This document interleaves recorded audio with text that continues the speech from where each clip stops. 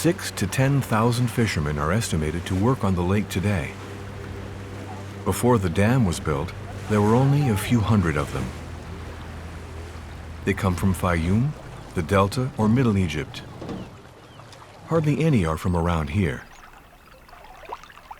Many of them live in temporary camps, on islets or along the shores. They stay 3 to 6 months before returning to visit their families a few weeks and then coming back. The creation of the lake has not only changed the lives of these fishermen, it has also radically altered those of countless types of fish. Some have adapted and multiplied, while others have dwindled.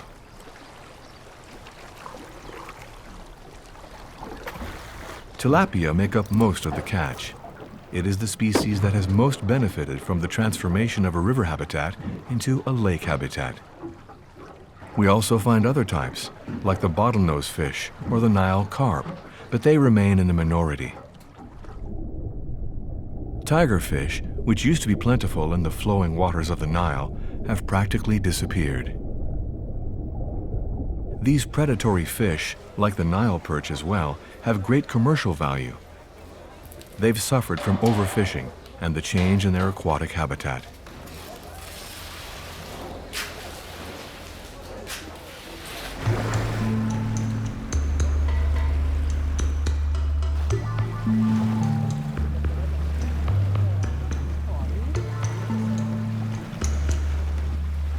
Most fishermen work in the khors, but some also cast their nets in the deep waters in the middle of the lake at sundown.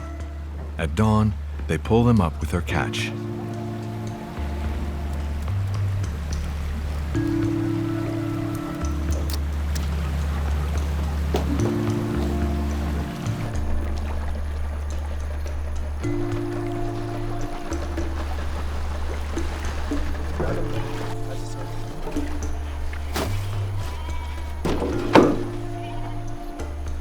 These fish are dried, salted, and sold exclusively in Egypt.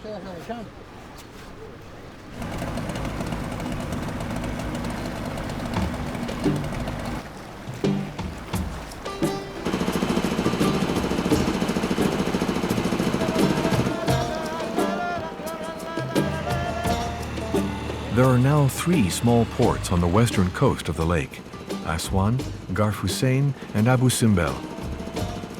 Fishermen come to deliver their catch or stock up on ice.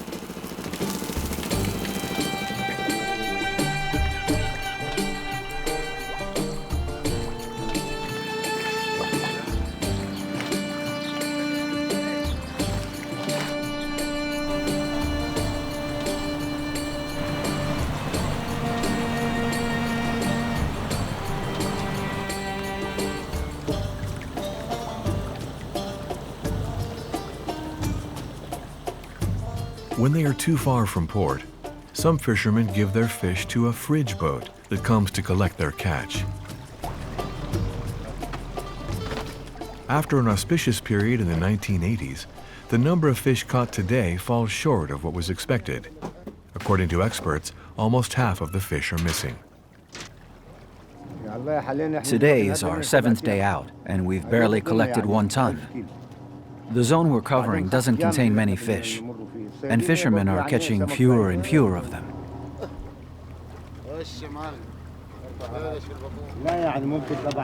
Before, the fish were a lot bigger, but now fishermen are using nets with finer mesh to catch smaller fish. That has obviously caused a reduction in fish.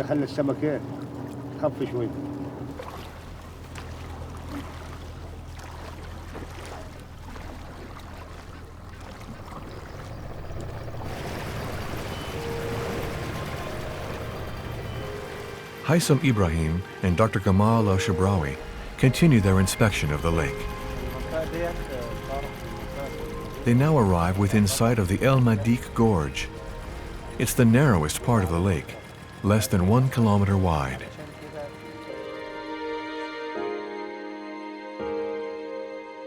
Egyptian engineers had originally planned that they would build the dam here. But they then realized that most of the water would be in Sudan and not in Egypt. For this reason, they built the high dam in Aswan. At Aswan.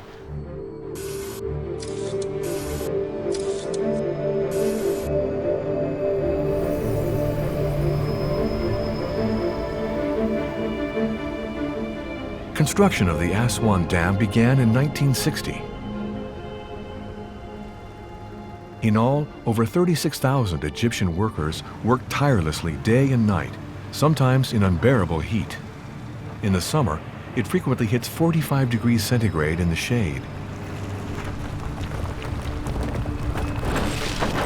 This gigantic building project lasted 10 years. At the time, this pharaonic challenge was considered a victory over silent nature.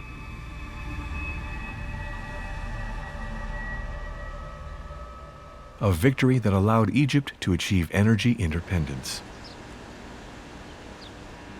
With 2.1 gigawatts of power, equivalent to a nuclear reactor, the hydroelectric plant has brought light to cities and villages. New industries have developed along the Nile. Up until the 1980s, the dam provided over half of the country's electricity. Today, demand has increased, and it now only provides 25%. When the dam was built, Egypt's population was only 25 to 30 million. Now there are 90 million of us, so obviously consumption has increased. Progress and industrialization did not come without a cost. Once the dam was completed in 1970, Lake Nasser began to fill, flooding the entire Nile Valley between Aswan and northern Sudan.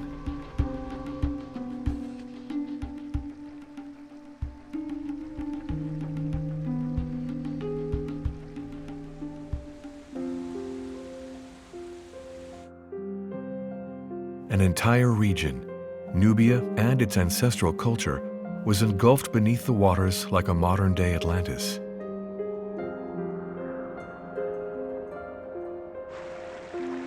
At the time, over 100,000 Nubians were relocated to temporary accommodations in the desert, far from the Nile. Hundreds of thousands of date palms, their resource and treasure, disappeared forever.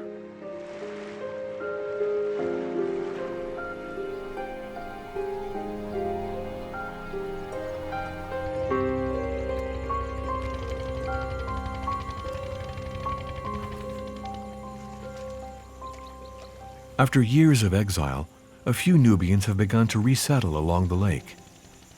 Fikri Kashef, for example, came back to live near the temple of Abu Simbel, where he worked as a guide. Here he has recreated the Eden of his childhood, as he remembers it before his entire family had to leave. He built a traditional home, an authentic hub of life and memory for his community.